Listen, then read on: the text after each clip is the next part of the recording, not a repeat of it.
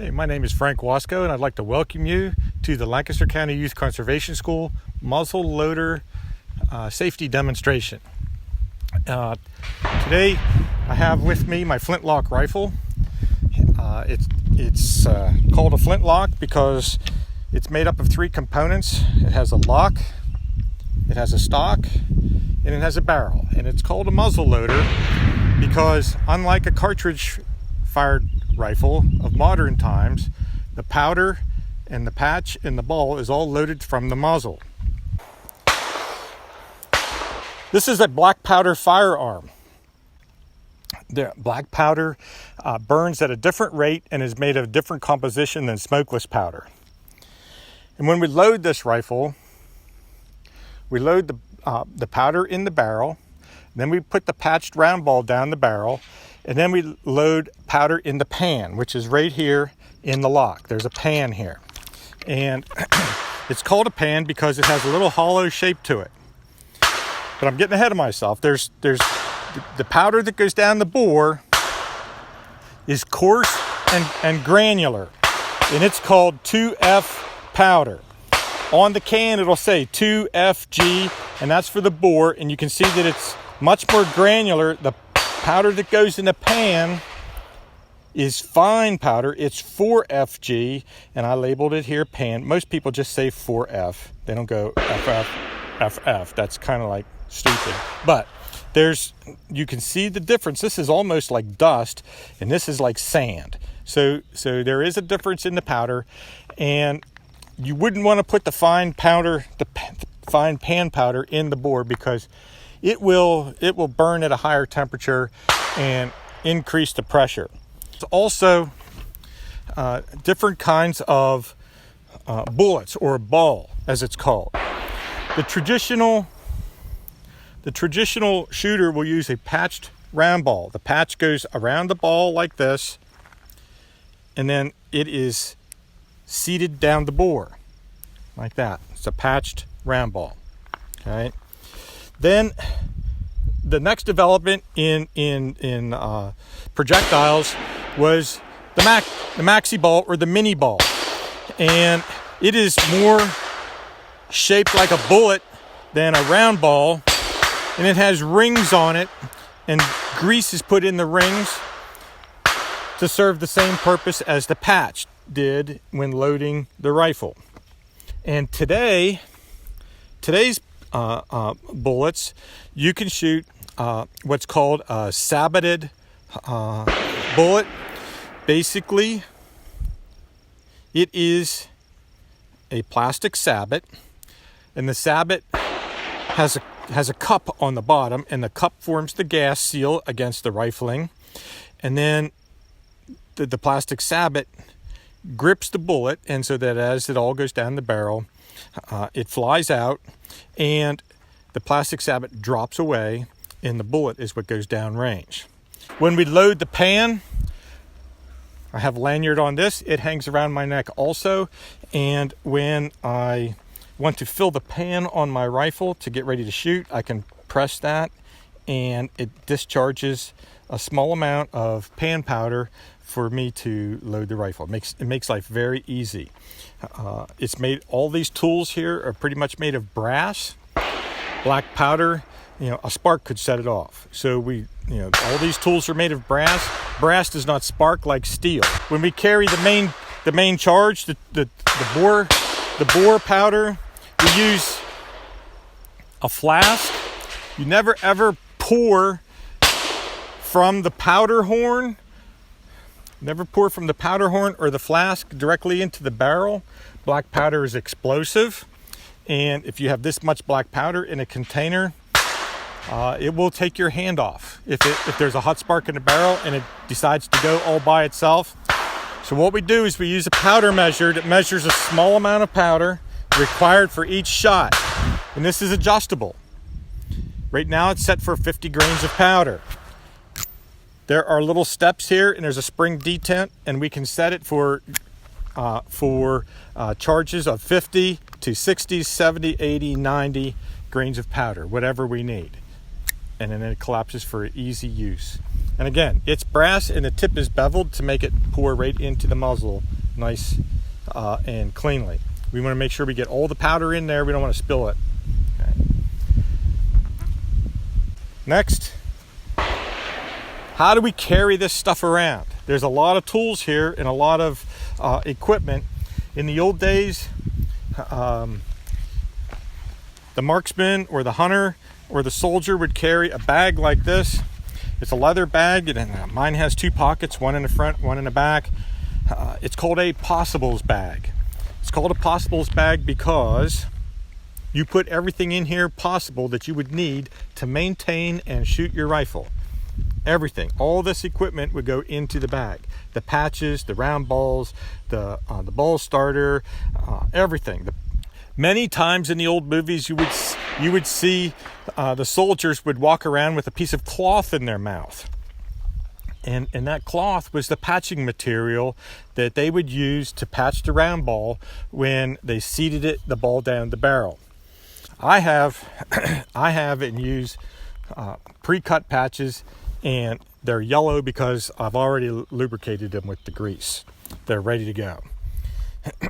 So, in the old days, you'll often see where they would use a powder horn, and this is a cow's horn, and it's all smooth and clean on the outside. Oftentimes in the old days, you would see where they carved the powder horn. That's called scrimshaw. They didn't have radio, TV, PlayStation 3. So when they sat around the campfire at night when there was nothing else to do, they would carve the history maybe of important things that happened to them in their life. I haven't done much of anything important, so I have not carved my powder horn. Hunting in the old days, these people were market hunters.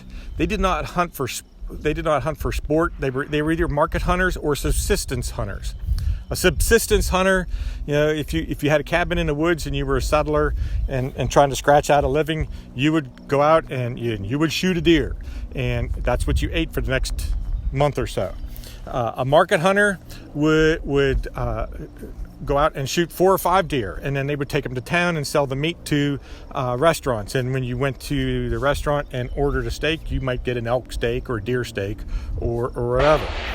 Today, we recognize that if we want our wildlife to be well managed, we use sport hunting, where you purchase a hunting license and you are able to shoot a deer and use it for your own use. So, but if you were a market hunter and you shot a bunch of deer, you would skin them out and you would take them to the town, and after you sold the meat, you might take the hides to the hardware store. And the reason why our American dollar is nicknamed a buck is because for a deer skin, you could buy $1 worth of goods or trade for $1 worth of goods at the store. And that's how the American dollar became known as a buck. And there's some considerations when we load this rifle that we want to make sure that the hammer is half cock and the frizzen on the lock is open. We don't want there to be any chance of a spark going on while we're pouring powder down the barrel. So we want the frizzen open and not full cock. We want it to be half cock like that. That's kind of like the built-in safety in this rifle. All right, and then we're going to take the ramrod out because we're going to use it to load. Set the ramrod here in the gun rack and lay this rifle down. I'm going to measure out 50 grains of powder. So we use a flask. And I'm going to pour the powder into the measure. Like that. There's 50 grains. And I'm going to take that powder. I'm going to carefully pour it down the muzzle like this. Okay. The next thing I'm going to do So I'm going to put the patch on the muzzle like this. And I don't want the wind to blow it away, so I'm going to get this going pretty quick here. I'm going to put the round ball on there, and I'm kind of going to center that round ball on the muzzle in the patch. And then I'm going to use this tool. It's called a ball starter. Okay. It has a short stem. Right there to match the shape of the round ball. And if you notice, I'm not going to grab it, the barrel. I'm just going to like hold it here like this, and that starts the ball down into the rifling. The next step is then to use that stem there, and we're going to get this going here. Push it down, and I'm using short little steps. I don't want to go like that while my hand is there, because that would pinch my finger really bad. It'll bring tears to your eyes. That's not how that happened. That's a different story. But anyway, now that ball is partway in the barrel. You learned in hunter safety class that if you have an obstruction partway down the barrel, you will destroy the rifle. Okay, so we need to get that ball all the way down, all the way back here, and have it seated on the powder all the way down. So I'm going to go like this, and you use the Ramrod, and there's Ramrod safety too. You never grab the Ramrod up here like this and start to seat the ball, because you will flex it, and this is a brass ramrod, and it will bend. If you have a wooden ramrod and you start seating from up here, you could flex that ramrod enough to break it. And when it splinters, your hand's going to slide down real fast and you will stab yourself. So what you want to do is start down here and use short strikes. And you'll notice that I'm not leaning over top of the muzzle. Okay, my face and my head is not over top of the muzzle. I don't want this ramrod to come flying out of there if the gun goes off. And I seat that ball all the way down on the powder. Now we don't have an obstructed barrel. It's really important to do that. Okay. Want to make sure you remove the ramrod from the rifle. If you don't take this ramrod out, it will go down range with the ball.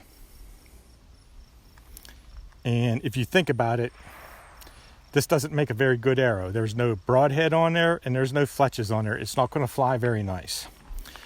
About the only time you'd want to shoot the ramrod down range is when you ran out of lead balls and a grizzly bear is coming to bite you, so you might use the ramrod as your last projectile. Always put the ramrod back in the thimbles under the barrel like that. Okay. This rifle is still not considered loaded. It's not considered loaded until we have powder in the pan. Okay. To put powder in the pan, I'm going to open this up, make sure that's open. This is at half cock. I'm going to use my powder charger, and I'm going to put just a little bit of powder in there. Close the frizzen to hold the powder in place. There's a little hole in the side of the lock, and the powder in the pan has to burn down, and then the heat has to jump through the hole to get to the powder in the barrel. If you put too much powder in the pan, it has to burn down. Then it has to jump through the hole called the flash hole. Then it has to light the powder in the barrel, and then the gun goes off. That takes an extremely long time, and it's very easy for you to wiggle your shot off target while that process is going on. You should only put enough powder in your pan so that it just fills the pan to the bottom of the flash hole. That way, as it burns, that heat just jumps right across there and the gun goes kaboom rather quickly. Okay. You'll notice that this rifle has 2 triggers. Okay. A lot of rifles only have 1, but there's 2 triggers on this rifle. The rear trigger is called a set trigger, and you would squeeze the rear trigger till you hear a click, and then that would make the front trigger a hair trigger, so that if you had time and you were target shooting, you could take very, very careful aim and fire the rifle using the hair trigger. If you're out deer hunting in the woods and you see a deer, you could cock the rifle and just use the front trigger itself without using the set trigger in the rear. The trigger pulls much heavier, but the gun will fire. You just have the option here of one or the other, using the hair trigger or not. The disadvantage to this system is if you have a gloved finger, it's hard to fit in there. So in the winter time, when you're wearing gloves, that can be difficult to use in a safe manner. In fact, I have a pair of gloves where I cut the trigger finger off the glove so that I don't have to worry about that. Okay. So now, to fire this rifle, I'm going to cock the hammer, I'm going to set the rear trigger, and I'm going to shoot downrange at the target. Okay. Here we go. Notice I have glasses on. There's a lot of smoke and fire that comes out of these rifles. I don't want to have anything get in my eyes. In fact, I'm going to stop here for a minute and I'm going to put my earplugs in just for a second. When you put these earplugs in, roll them like this in your finger, between your thumb and your finger, and then you can put them in your ear, push them way in there, nice and snug, and wait for a few seconds, and you'll hear that they're protecting your ears. It'll muffle out the sound. Same thing again here. Put that plug in there, pull the ear back a little bit to get it to fit nice, and we're good to go. Okay. So, cock the rifle, set the rear trigger,